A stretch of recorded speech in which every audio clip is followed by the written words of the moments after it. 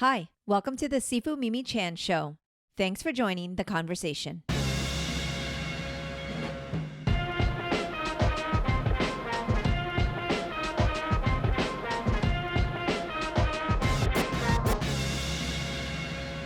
Hello, Perry. Nice to see you. Hello, Sifu Mimi Oh, Chan. Oh, you're please. gonna hear New York City coming by. Oh, well, it makes this Do you very hear? authentic. Can you hear the siren? Oh, it just I happened. I don't actually. I don't, but Oh, it's so good. authentic. How is NYC? It's a love-hate relationship. It's mostly love, but Mm. there's like everything in the Tao, it has this opposite side. But if you just I think live in the light, it's a beautiful city. Yeah, yeah. Well, I mean, I absolutely love it there. And I'm actually blessed because one of my most recent memories of actually being in NYC is seeing you and having Oh, tea in Chinatown. And then, I talked to Hoon Lee the other day and I said, yeah, I had this lovely tea with Perry in Chinatown. And before you know it, like I'm there at a rally with him the next day. So he's like, that tracks. Hoon's great. I love Hoon. Yeah. But I mean, And it that was was great such, seeing you in New York too. It's so wonderful. Isn't it a yeah. small community with what you're doing in the martial arts world? Because someone walks up and goes, "I know your dad." Yeah. You know, Exactly, it's exactly. amazing. It's amazing, but I guess, when you think back to the olden days of Boston and New York Chinatown, I mean, it was a very tight-knit community, Hmm. and it was very much a community that, like, really relied on one another, and even I think even more so than now. Like, now, of course, it's super important, and I think we have social media, we have all these other things to connect us, but at that time, man, it was language barriers, and it was very much like that up and coming of that really, like, it was almost even, I'd say, dare I say, closed off community too, right? Well, yeah. I mean, historically, we were forced to be insular, right? Exactly. Like even still today, a lot of communities are forced to be insular, Yeah. and it has opened up for us. But then, you could see how this accordion or a circular effect happens, and it's because of the pandemic and the anti-Asian violence in the last 3 years, we Yeah. became closed off again. To seek like solace or power in numbers or safety in numbers. Yeah. So it's a weird, strange phenomena. Yeah, yeah, and it's kind of interesting because I was looking at last time we spoke, it actually was right before the Atlanta spa shooting. Mm. I think it may have aired after, but like we were speaking, we're talking about, okay, all this violence has been rising, and then of course that happened, and you and I met in New York, and we ended up at the rally for Mr. Ma, and that was, I mean, I was so grateful to be able to even share in that moment with you, and Mhm. great shout out to Carlin, who is always That's on right. it. And you can see how things happen just like that, right? Like we just Carlin, we bumped into him on the street and he says, come to the rally tomorrow. Yep. And when you're in a community, that's how fast things move. Yeah. You don't have time to plan.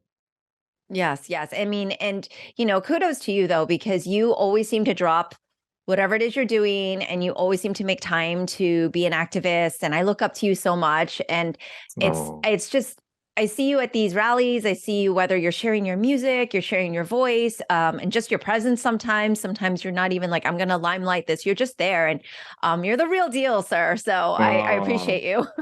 thank you, thank you. I mean, it's just like, what else am I gonna do? you know, I mean, I don't what else know. A is lot of people important? do nothing. So I've done that too, right? Mm. And doing something for your community just feels so much better.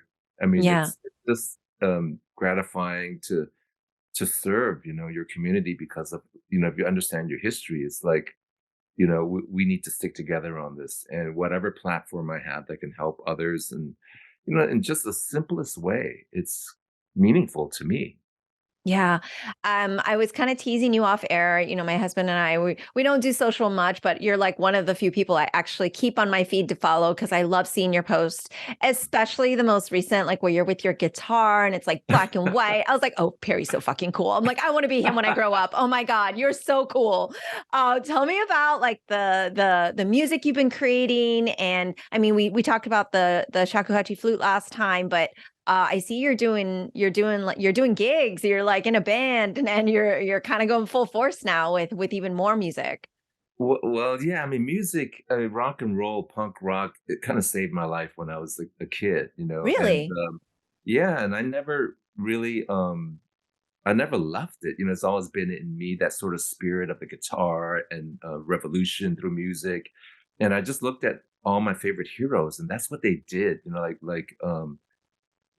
Jimi Hendrix, for example, is one of my favorite heroes and in a way, a mentor because I just saw what he did for society through his music and just for the pure fact of he loved what he was doing, and it wasn't for any other reason. It wasn't like he set out to change society or anything. It was because he loved playing music and he went out gigging, and that power of, love cut through everything else and spoke to everyone.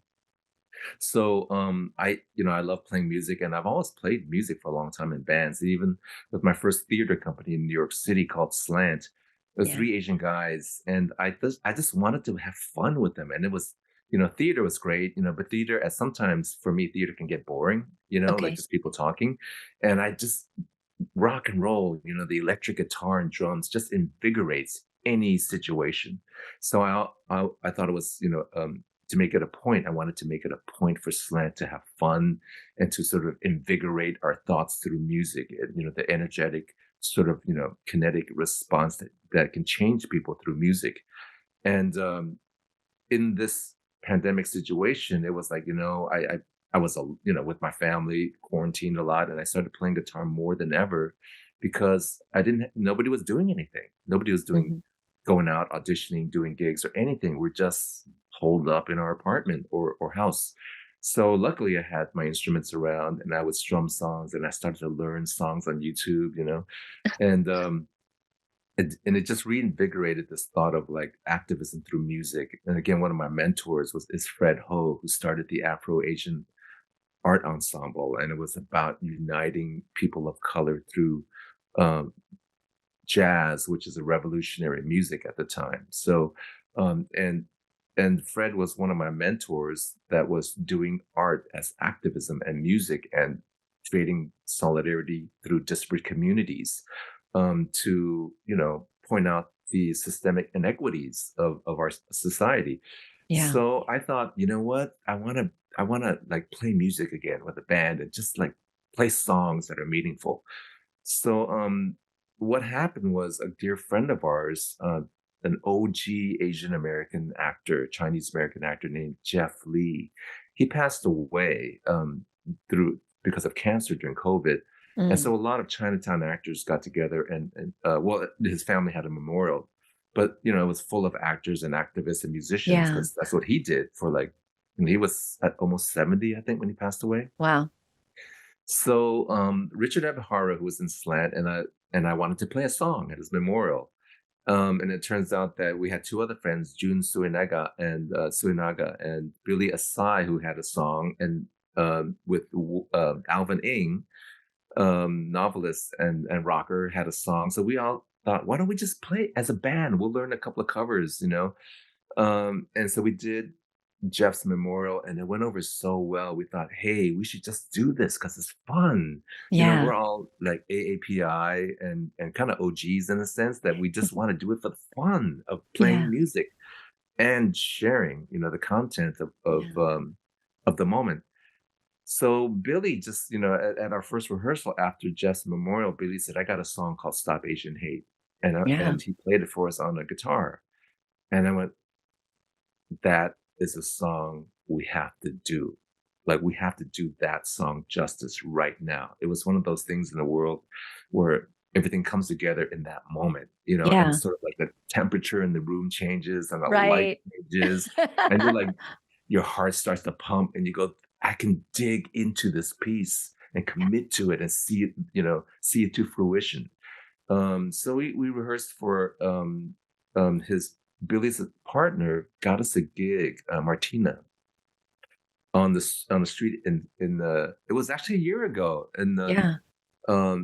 Asian American Native Hawaiian Pacific Islander month a year ago. So we did Wow. this gig on the street. We played a few songs acoustic, and we've been working on it ever since, on and off, because I've been out of town. People, go in and out of town.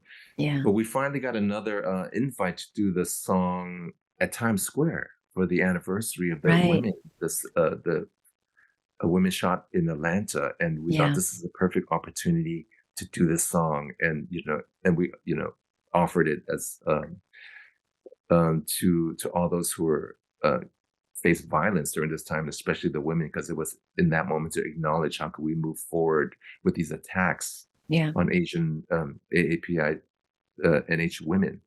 So we made a dedication to our ancestors, and we played the song, and it just the energy was so amazing. And we thought, we have to make this part of the community. We have to make this song part of the community. It's not about us.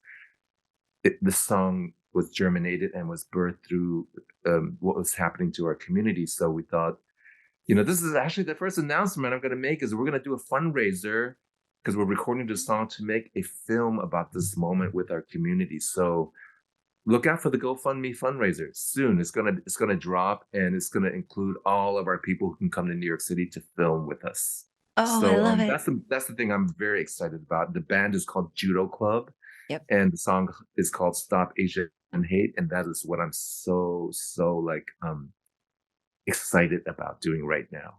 Yeah, well, congratulations. It's just so inspiring to see, but also I'll absolutely link that here when, when it goes live and everything. So glad we got to talk about it. And yeah, I've been following you and watching that, and I'm always very envious. I don't get to be there when you're doing all your live performances, and I know even Slant, you guys got back together over the last couple years too and have done stuff, and I'm just like I need to be in New York City. I'm missing out. I've got Well, I think you're FOMO. doing some pretty amazing things in Florida. Thank you for that. I appreciate that. And it's been a struggle, because it's like a different community here in Florida with the Asian Americans. It's like we're very spread out. We don't have a Chinatown in the same way. We have little places in some of the major cities that have communities, and they've been very, very separate over the years. Like, honestly, everybody operates in their own world and they rarely kind of come together. And I've actually, the reason I started the work I did, with the Asian American Education Project and trying to get AAPI history in our schools, it's been something that brought all of us together across the state. And so that's been very exciting to see. It's like we're all sharing in one conversation now and really finally behind something together. And so that's been a really positive thing about all of this. So, yeah. Congratulations on that, because just bringing communities together means that we're actually challenging systemic racism, Yeah. you know, Yeah. because it's 100%. right. It's about separating us. Systemic, Yeah. institutionalized racism separates people. So it takes an effort, like Fred Ho naming his jazz orchestra Afro Asian Yeah. American Love that. orchestra. Because it's about identity, representation, and putting out the message is that we need to come together. Yeah, yeah. I mean, and beyond just the AAPI community, AAPI NH, we've been working across diverse communities, Mm, work with the mhm. Hispanic community, African American community. I've been so grateful actually for the advice of, especially, our Black leaders, like one of our senators, he's been like essential in kind of helping guide us because they've struggled way longer. They've had quite a struggle continuously, and it's just constant. And so just kind of being able to get that guidance has been essential. So I'm still learning. I'm constantly learning and through leaders like yourself, it's been fascinating to watch. But what I do want to ask you about, because another thing we spoke about last time, I think it was when we saw each other, you were preparing for your role in The Harvest, which is now, Oh. congrats, just like sweeping the nation in film festivals, and so much love is going around. And I've got to admit, I didn't know anything about the Hmong culture until Suni Lee, and just I'm one of those that's just was completely ignorant and so embarrassing. But you and I had spoken about it, and you were actually prepping for the role, and you were kind of nervous, if you don't mind me sharing. You were like a little bit like kind of like, oh, I really want to nail this, and you're in your mode. But I'd love to hear a little bit about it, just the production process, but your preparation, all of it. I want to hear everything.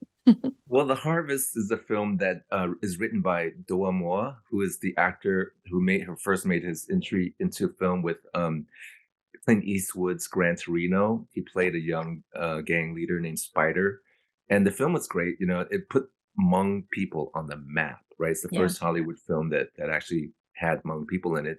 And after the filming, Doa went, "Well, what's next for me?" And it's like not much. So he Mm. started writing this film, The Harvest, based on his, semi-autobiographical. And I must admit that I'm quite in awe of what Dua has done because it's really, uh, and uh, it's like climbing a mountain. It's like an ant climbing a mountain when you want to make your own film, and he did it. Yeah. He did it in the most amazing way, and it's inspiring because it's going against everything society tells you not to do. So Dora writes the script. He gets funding, finds a producer, casts it, finds the director, meets with people. This takes years of work and Yeah. focus. And and you can't do this kind of work unless you are 100% sold on what you're doing. You Yeah. can't, sort of half-ass, excuse my language, You're you good. can't do that. You gotta like commit and believe 100% in what you're doing because society is against you. So he writes a beautiful story, and in one of the Q and A's, he says, "Well, I kind of wrote a good script for me because no one else was going to do it." And I went, and because you wrote this good script, I had a good role. And the woman, Dawn, sorry, who plays my wife, has a great role, and the woman who plays my daughter has a great role, and the director Kaylee had a great, job to do. So it's because of Yeah. one man's vision that all these other people had great work to do. And it's such a beautiful, intimate story about intergenerational communication or breakdown in a family, in an American family. And this movie can ring true for anyone Mhm. who has difficulty with generational cultural um, agreements, Yeah. their father or kids, because it looks at it from all sides of Right. the husband, wife, son, and daughter, and you kind of go, all their complaints are legit, you Yeah. know, depending on Yeah. what ideology you were sold into, and Yeah. when things don't agree with that, that's when the tension comes about, and it's such it's handled so beautifully by Kaylee So, the director, and it's such an intimate story. And I think anyone is able to sit and watch this story unfold is gonna, be given a gift because we Yeah. rarely see this kind of story told so beautifully and nuanced without pulling any sort of the Hollywood tricks of like, keeping the, audience, engaged, with tricks and, music and all this stuff and, beautiful camera editing and DP. This is just a very simply told, beautiful story that just gets you right in the heart.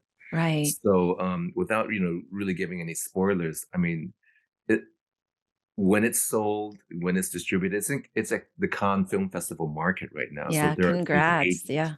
there's an agent meeting with people, potential buyers to sell it, and we've got so many good reviews and accolades from disparate people, all that's so disconnected. Like I just shared one that I shared on my IG coming from the recent Miss Universe, Yes. who's Laotian and who loved the film, And then there was this, African American athlete and all these other people who just are making public statements about the film. And these are people from very different parts of life Yeah. that this film is touching. And I hope that, we find the right distributor who Yeah. sees the vision of this film and that it can actually change the way that people tell stories in Hollywood.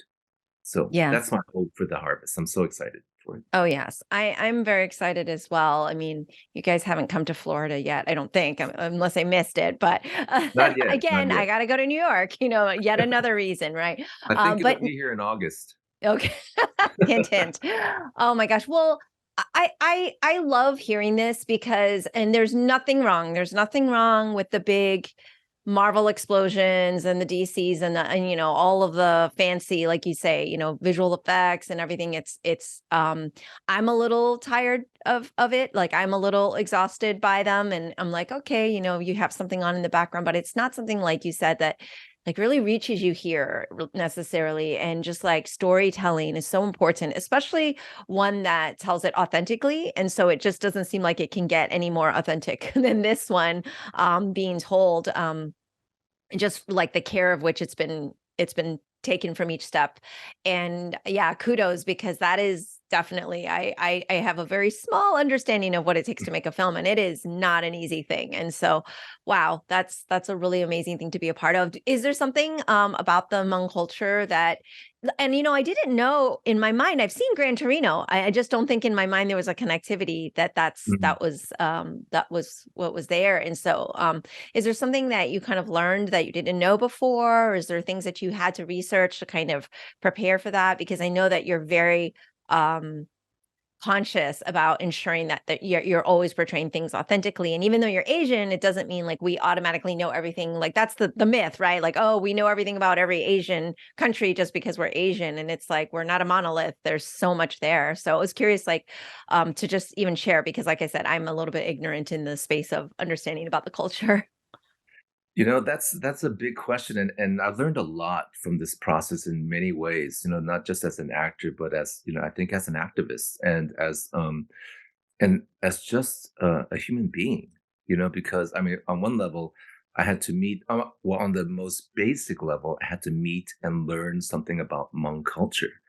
So, and I had to learn some Hmong language, and I've had to learn, different languages um, in different roles, or brush up on different languages in different roles. But to actually learning Hmong was quite difficult, like learning any Asian language that's based on tones. Oh, So I so had a yeah, it's extremely difficult. Even acting is difficult if you're acting in your normal language, but imagine acting in a different language. yeah. So, it's, other than the basic exercises and drilling I did all day, every day for a month, um, Oh, I had a great tutor, in Hmong, and then I went and met on my own with Hmong people that spoke Hmong, so I could actually hear them speak naturally, so that yeah. not just learning from a teacher, I had to speak, hear the tonality, Like hear where the voice immersion. is Yeah. coming exactly, and different people, different kind of Hmong people, Yeah. and I went to a big face group, meet Hmong face group in New York that like every Hmong person in New York is involved with. Yeah. So I went to their picnics, and I hung out with them. And what was really interesting is the Hmong people, because they're a race, an ethnic culture people but they have no physical country, right? So Yes. Hmong people are spread out through Laos, Cambodia, Thailand, Yeah. China, um, Vietnam. Did I say Vietnam? So they're very connected to the culture, and actually a lot of them are related, because it's just like they all know each other. And Right. so when I met up with the Facebook group, this is actually a group that Doa started when he lived in New York. All of them knew each other. Many of them Yeah. were cousins, and many of them were somehow related to Dua. And they could point Yeah. back, at like, oh, because of so and so's mother and cousin so and so. And Right. you know all this because it's such a tight culture. And I started to think, well, Chinese were probably like that 4 generations ago when we first came to America, and it was a small, tight knit community facing a lot of unknowns in the outside world and violence and all that stuff. It's like we had to stay tight and together and know each other. And this is probably how the Hmong community is now because it's small. This is the first generation in New York. Oh my God. And last summer, there was a baby, a Hmong baby born, and all of them were celebrating the baby because it was the first Hmong baby born in New York City. Oh, wow. That's how new the cult community is, just to be able to celebrate that baby, and it was just Amazing. fascinating, and it was such a warm collective group of people, and so just on that basic level, I got to know the people a little, just to know what I want to do justice with, Yes. and then the second level was representation. In Hollywood, it's like there's a lot of for people of color, especially for Asian Americans in the last few years, it's like we want to be authentic with who we represent. Right. And this is, a little tricky and the waters are muddy. So I want to be clear and conscious about how different communities and different people and actors approach and understand what they're doing in Hollywood when it comes to race casting. Yeah. If a white person in Hollywood writes a story based in Chinatown, we want those characters to be cast, the actors Chinese, especially Right. if they're speaking Chinese. Right.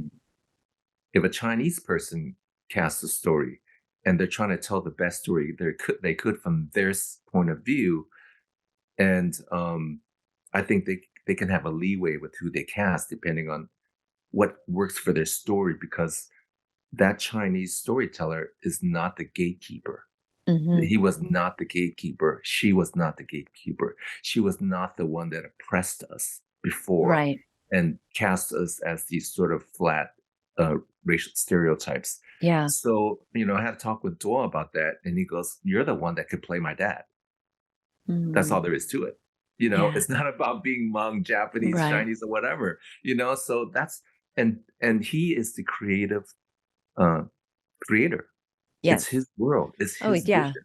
vision. He's coming from a place of the other that was struggling against the gatekeeper, and he wants the best for his film. Yeah. So he knows what's best.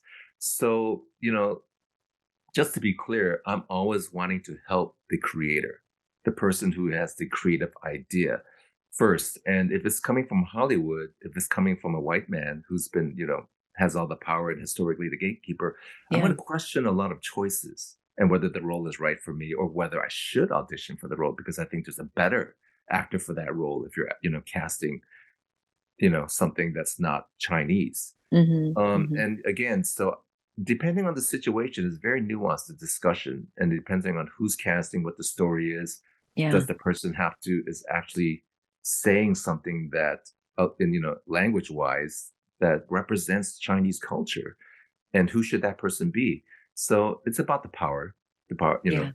the hierarchy from the top down. Yeah. Um, and if you're a struggling indie filmmaker and you just want to make the best film you can, it's a different ball game. Yeah, Absolutely. so I learned Absolutely. that for myself. Yeah. Um, I mean, I guess those are the two main things. And then the other thing was just like, how do I become this person that I'm not? Yeah. Oftentimes you're cast in the roles that you go, oh, I know that person. I see that character in me, Okay. and that's Okay. why they cast me. You know, Right. Yeah. because they see that person in me, and that Yeah. person is in me. Although I could just do some tweaks. But for the father role, that person wasn't in me, I thought, Mm. but Dawes, saw that person in me, so I had to kind of find that person in me. So that was quite a challenge, and I really felt like, it's a gift when you're given something that you really have to struggle with, to explore, to kind of break your own boundaries of who you think you are, what you can do, Right. and just go with the story, go with the authenticity of what the writer wrote and how it speaks to you, and what his life is, and can you get into his life and help him. I'm speaking with about Doa, realize his vision. Yeah. Being given that kind of role is a gift, and I would say that it's a gift of a lifetime. Yeah. Yeah. What a privilege. And thank you for kind of breaking that down because it really clears and answers so many things. There's always so many questions about appropriation and who can do what. And it is very, very, like you said, personal and situational because in this case it's his story. And, I remember when you and I spoke about it, you're like, no, he wants me to play it. And I'm like, yeah, you're like the father. Like this is a recurring theme, Father June. Like very different father, I'm thinking from the one in the harvest, but yeah, I really appreciate that kind of insight and the experience in which you just shared because it is, I think, something that we don't kind of hear about enough in that mainstream where it's either or. Like it's not so black and white where it's like Hollywood filmmakers versus indie filmmakers as well, because you find like, back in the day, indie filmmakers really meant a little bit more of what Dua's experience was. Whereas like now you see indie films and it's like these all A-list actors and all of this stuff. I'm like, I remember when indie films were all just really like grassroots, like everybody was doing like multiple jobs on the on the project and it was like kind of a different feel. But yeah, that's super insightful. And I obviously have to talk to you about Father June and Warrior, and I know you can't share too much, but your fans, I did such a bad job on Hoon's interview because we didn't talk enough about Warrior. So I was like, I'm not going to make the same mistake with Perry. I'm going to get people yelling at me. But I mean, what was it like for the reunion? It's been so long. There's been such a break, but now it gives everyone a chance to rewatch 1 and 2 to get psyched up. But what was it like to finally kind of connect? I know you've seen people through the years, but this must have been amazing. it was amazing, and, you know, it's like, you know, when I first heard about, it's like this is when I first heard about, them shooting, The Wizard of Oz, and you had all the dwarfs in one place at once, and they went, "Oh my god, I've never been in a with so many, dwarfs," Yeah. and I apologize if anybody finds that offensive. I don't know of another way to Yeah, say it, I but, I am with you. I'm not quite sure with for the yeah, Munchkin land, right? For the actors that exactly, portrayed, yes. and they were just, you know, in heaven because they've never been around so many, in one Mhm. place. And it's kind of like with the warrior, we've never been around so many Asian American actors, or not just Asian American, but transnational Asian. We're Yes, yes. Canada, Vietnam, Indonesia, Yeah. Hong um, Kong. Hong Kong, right? Yeah. And Hapa.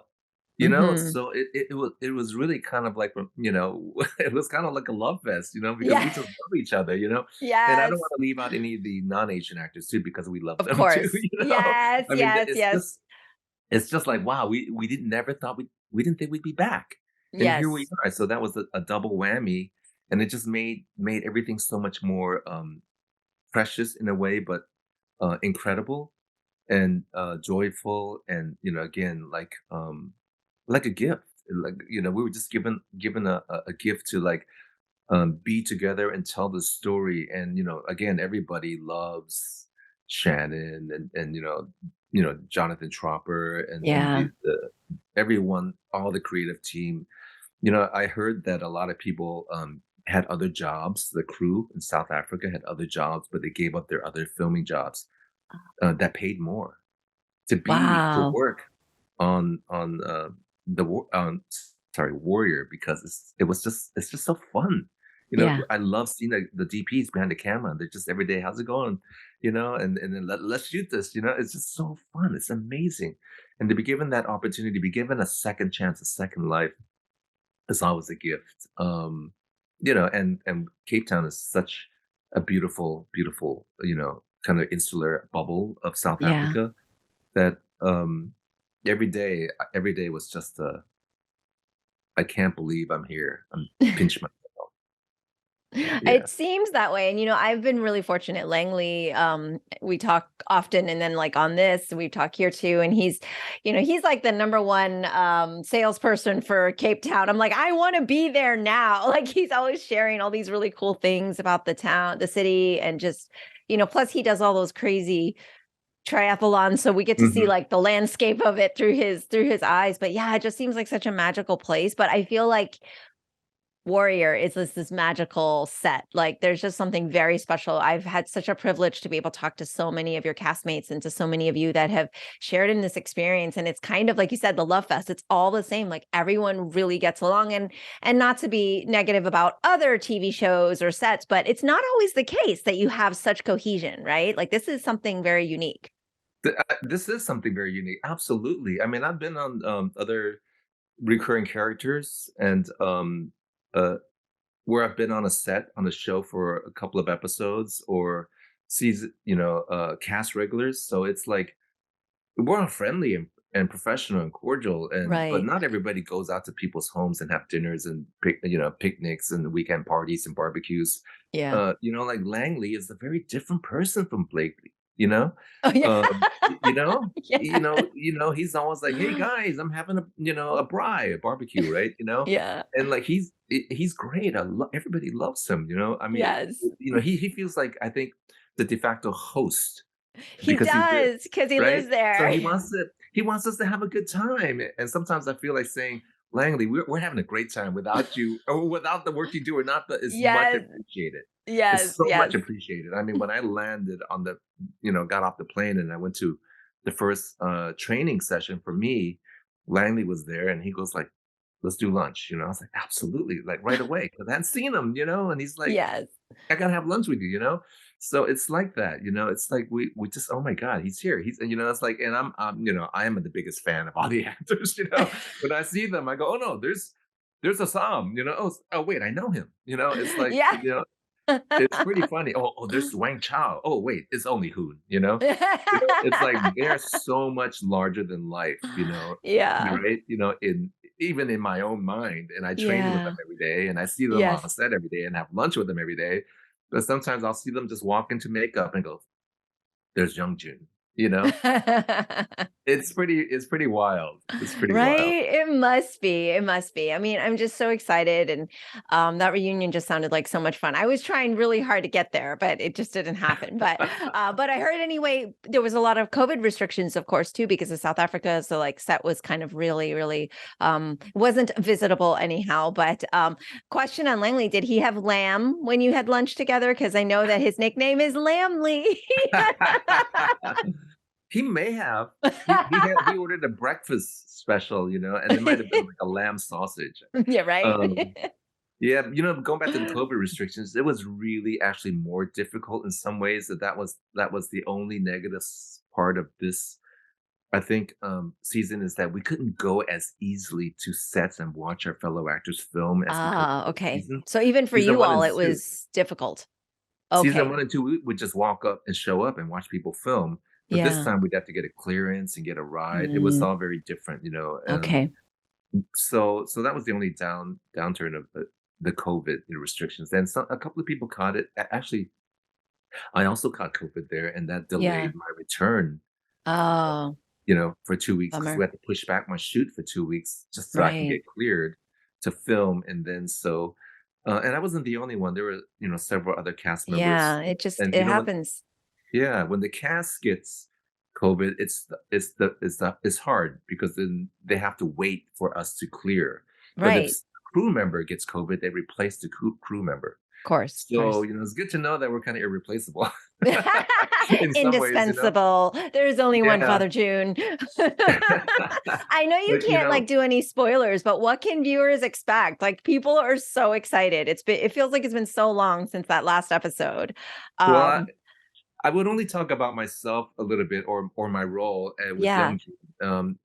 You mentioned earlier about Father Jun's father roles, and in The Harvest, I'm a father, and Yeah. during the pandemic, I actually filmed Boogie, with Eddie Yes, Huang, and I'm the yes, father yes, in Eddie. that, and the father son. I played Ronnie Chang's father. So I This is have all why these I'm incredible saying there's sons. I have all these yes. incredible sons, and daughters before, but so I'm a different father in all of them, and even if some of you have been tracking Father Jun's relationship with Young Jun, it's been changing, right? Season 1, Oh, his yeah. relationship changed in season 2, and in season 3, it's changed again. And I love it because it really just shows how fluid relationships are. And Mhm. we can be this way. I can be the tough dad for this year, but then when you're, a little older, I'm a more relaxed dad, and I can say that from my own experience of having kids now that are like just out of high school and going to college. Wow. I am so much more relaxed now with them, I than I was, bet. and I don't think I was a tough dad, but I just wasn't like as cool as I am with them now, and so I think with Young June, we have a new relationship going into it that I think that the audience will find expands who Father June is and expands their idea Yeah. of what who Young June was. So much kudos to the writers for giving us that room to Mhm. sort of like grow and giving the relationship of an Asian father and son representation on Yes. television grow into something we've never seen before. So I'm really excited about that. Yeah, and especially, in a role like this too, you would think it could be very glossed over, that part of it, because it's like kind of an action show, you guys are gangsters. It could have been very glossed over, but like you said, there's a really, really specific father-son dynamic that plays, and especially, as an Asian heritage, like, you feel that, like, going in, "Okay, this is a Asian dad and son," and there's certain dynamic to that and tension, you know? So, It's they could really have glossed funny. over that. No, no, it's really funny when I meet people, strangers, fans or whatnot on somewhere, and they'll say, "Oh my God, Father June, when I see you, I feel like I'm seeing my dad." And I've heard that several times, and it just Wow. goes, "Wow." It's like there's something about just because I'm an older authoritative figure, obviously I'm not their dad, but they finally go, I see my dad.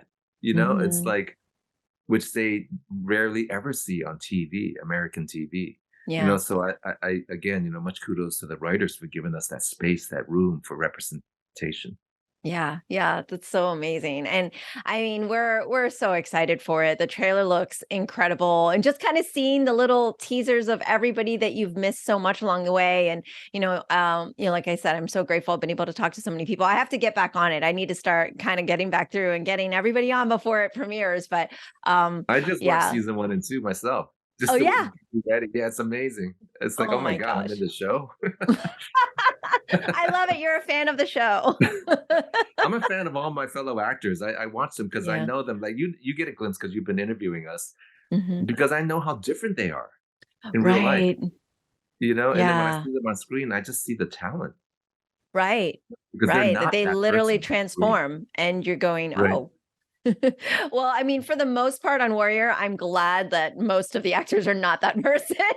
Those are some pretty frightful characters, I have to say. I But what's mean, really great is they're all relatable though, right? Because even though they're like this, I'm an assassin or I'm a murderer or I'm a gangster, what there's still there always that relatability, which shows the genius of the writing, like you said, that the characters are still relatable, even though they're these, kind of people that we aren't in real life necessarily, right? So that's the that's great really thing fun. about the writing and these actors is that they show us that, we can be these people. We're Mhm. flawed and we try and we have dreams and we fail. Yeah. But at the end of Yeah. the day, we have dreams that we each one of us has a dream that we want to see realized, and the struggle is real. Mhm. So there's a kind of empathy that the directors, the writers, the showrunners see in the show that really Yeah. presses a it presses a button, in our audiences. Yeah. Yeah. And so I have to ask, like, you have so much time on your hands, between all the activism and the filming and all this, but what are you doing now? What's next? What's on your plate? It feels like every day there's something new with you. Of Well, right after we log off, I'm gonna go downtown and strike with a writer's strike, course you are. yeah, because and Are you part yeah, of the WGA? no, no, no, No, the just WGA solidarity is the Writers as Guild, right? as So the SAG, yes, as a SAG SAG. might be. SAG's going to be striking. Yeah. Yeah, and we've been, a lot of SAG actors have been marching in solidarity, and we're Yes. gonna go up. We're probably gonna strike soon because our contract's up, and then also the Directors Guild of America (DGA) will probably Yes. be striking soon too. So this is the Oh, moment where wow.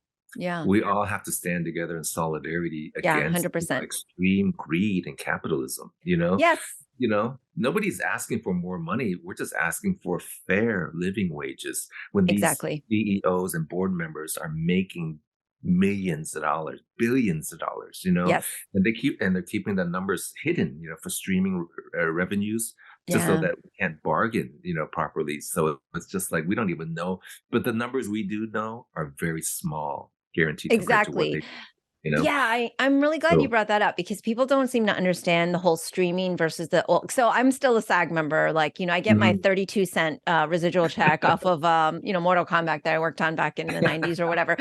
Like I'm very, very proud, very proud. I was like, oh my God, the postage costs more than this check that I'm You got to getting. But start getting direct deposit. yeah, there you go. Oh yeah, I should get that set Mm. up. This is how old school I am. So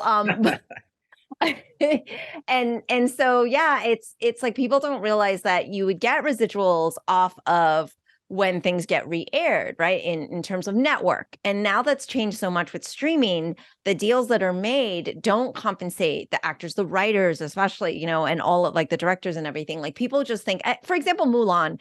Everyone thinks I'm like a millionaire off of Mulan. And I was like, yeah, I got paid a one time. I don't even get any residuals off that. Like I didn't get that. I didn't have a good agent at the time to get anything worked in. I was a teenager, and just like, do you want to model for Mulan? It's like, of course. But I didn't realize then it's like, oh, maybe you could be entitled to a bit more. And like you said, not to be greedy, but it's like I worked so much on that to be a part of this character. And yeah, so people don't realize like now it's streaming, it's taking away from your livelihoods of what things were like before, especially for writers, because they're job to job now and they're not getting like on the off season some of those residual checks. Is that kind of summit, right? Yeah. Or Yeah. I mean, we're asked to do more too, right. with less pay because, for example, I haven't auditioned in person since Warrior, since I auditioned for Warrior 5 Really? years ago Oh, because wow. it's been all self-tapes.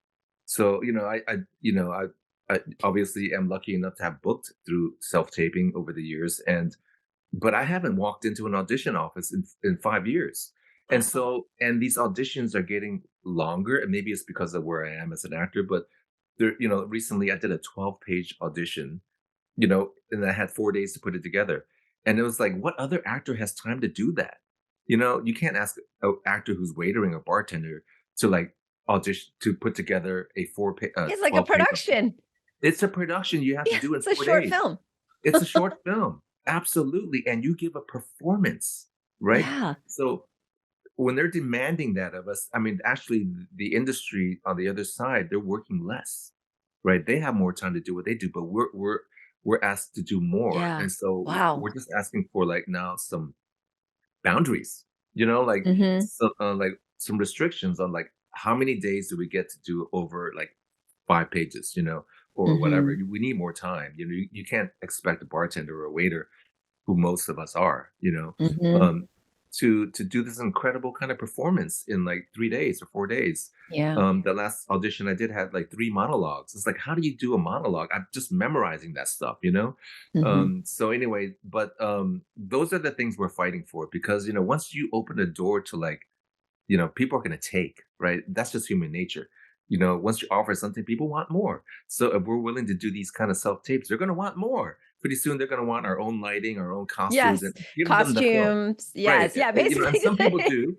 Some people do that because they want the job anyway, but that's not required, you Right. know. But so it's all about the edge that people want, But then it becomes a rat race. We're on Yeah. this, and like we don't want to have that kind of competition. We need some clear restrictions and boundaries on what's required, Mhm. of these auditions, and that's all we're fighting for.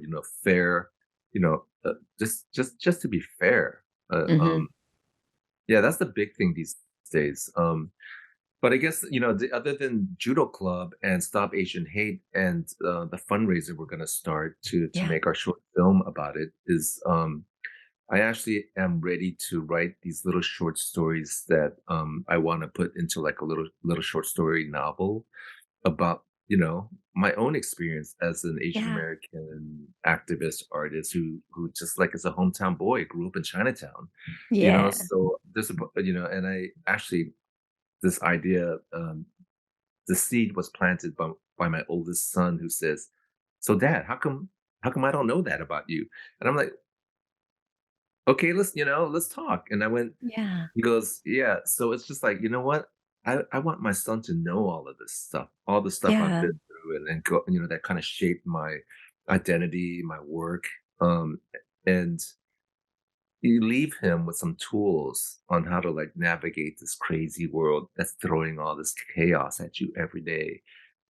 And give them both my sons, give them tools to go, I see what that is, I see what that is, and I don't need to accept that. Because as a kid, you don't know all this advertising and social media bombarded at you. And the recent studies about social media on teenagers and young girls, especially, it's Yeah. horrible. It's like they don't know how to safeguard themselves. You just want information. You're just getting information like everyone else, but the wrong kind of information is extremely dangerous. And so we Yes. want to cultivate the right kind of information. And how do you know that? You're not going to get that from school. I mean, the only way you're gonna get that is from good parenting and peers, I think. Yeah. So anyway, that's a little book I wanna write, a novel, and maybe, I can start to pitch it and it can become a little film or a little TV Yeah. series. And most of that is inspired by Dua. What he did with the harvest. It's like, Yeah. even if the harvest doesn't sell, which I'm sure it will, it resonates to people. Mhm. It will exist in the world as a beautiful thing. So, that alone is worth the effort to create. Oh my goodness. I am so psyched for this project. And thank you for sharing and telling me about it. Cause now I'm just gonna be texting you and bothering you. So what chapter are you on? What decade are we in? Are we in like young Perry? I mean, and we didn't really get into it. And I don't know if you're open to sharing in the last 5 minutes we have here, but you mentioned that rock and roll saved you. Is that something you're open to sharing, or we have to wait for the chapter to come out? Well, I'm sure that I wrote that chapter already. Oh, so it's fresh of mind. I could just say briefly that, like as a young person, again, I just alluded to, it's like you're bombarded by so much things that you will never be able to achieve, and then to measure your self that worth and your abilities to like these TikTok stars or whatever, it's dangerous because Yes. it's not achievable. And so when I was a kid, and my dad bought the quintessential restaurant in Texarkana, Texas, in the middle of nowhere, and I was uprooted from Oakland, and suddenly I found myself with no community and friends, and all my multicultural POC friends were like suddenly gone, and I was in between black and white. I got a little suicidal. I was 14 years old, and then luckily, my older brother was listening to rock and roll, and he was just kind of like telling me what was going on. And we went to the bookstore, and I found these Cream magazine, and hardcore, punk was exploding. And I went, "Oh my god, what is this?" And I bought a guitar, and just hitting the guitar and that raw sound coming out of the amplifier was soothing. It was like it just relieved the stress, So the playing, punk rock guitar on my own became a meditative practice, because it was a practice that took me out of my mind and put like this energy into this music, that was incredibly vibrant and powerful. And then through that guitar, I suddenly found like something I like to do that took my mind off like pressures of um, what is that? Just culture shock, and not Yeah. understanding how I was, separated from my community. And then I didn't have any friends, but through the guitar, I made friends in junior high and high school, and they were like, "Oh, you play music?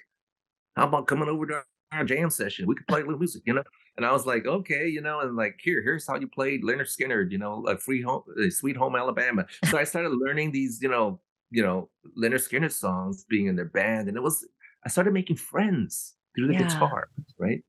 And rock and roll. And then I started going to rock concerts, and I bonded with these guys. And, and I still think, where are these guys now? They were like my best friends, these sort of Texans, these Hmm. 14-year-old Texans were my best friend at the time. Right. Yeah. So the guitar allowed that to happen. Now, if I never didn't have that experience, I would think that all Texans are a-holes right now, you know? Yes. But I Yes. know because of that experience, there are good people in Texas. So allies, people that are thinking, where's Perry Young now? you know? Um, but so that's how in a nutshell the guitar and music saved my life. Wow.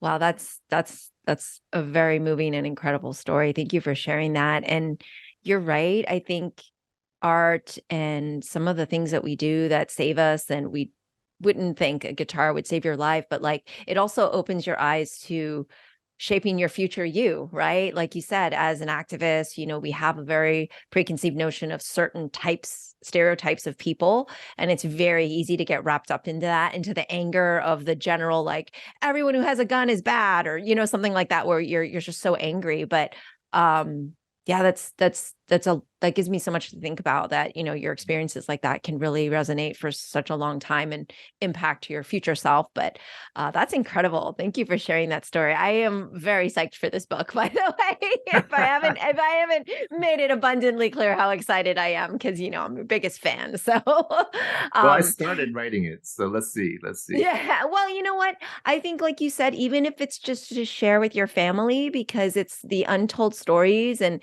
a way to connect with your sons, that's amazing. That's amazing. And as somebody who did a documentary on my father, I kind Mm, of get the need and the want to know more about all these things that was unsaid and a period of time, when my father was in China. So it's like, I really had no idea. I never met my grandparents on that side. They were, imprisoned by mm. the communists. So it's like just to kind of feel a little bit of that connectivity to your past, that desire. So I think you're giving them such a beautiful gift. Whether we get to benefit from it in the public sphere is irrelevant. I think the writing of it is what's important. So even if we don't get to sharing that, you shared with me today, so I'll take that as a as a Thank you. consolation. Thank you. Perry, it is always an immense pleasure to talk to you, both on and off air. I just want to just fangirl for a second and let everybody know that I have just the most unbelievable respect for this human as an activist, as a leader, but as an artist. Like, he's such an incredible person. This is not like just him on the podcast being nice. Like, Perry is just one of those people you can rely on. And I'm just really grateful to know you. So thank you. Oh, thanks, Mimi, and I am grateful to know you. Thank you so No, really. All right. Well, we will talk again, sir. Maybe after the episodes air and everybody's all hyped up, and we can Let's do it. then we can do the post. Like, we're not spoiling anything. So yeah, Let's we can do talk it. about Warrior. Yeah, sounds good. All Yeah. right, everybody. Until next time. That's all for today's episode. Thanks for listening to the Sifu Mimi Chan Show.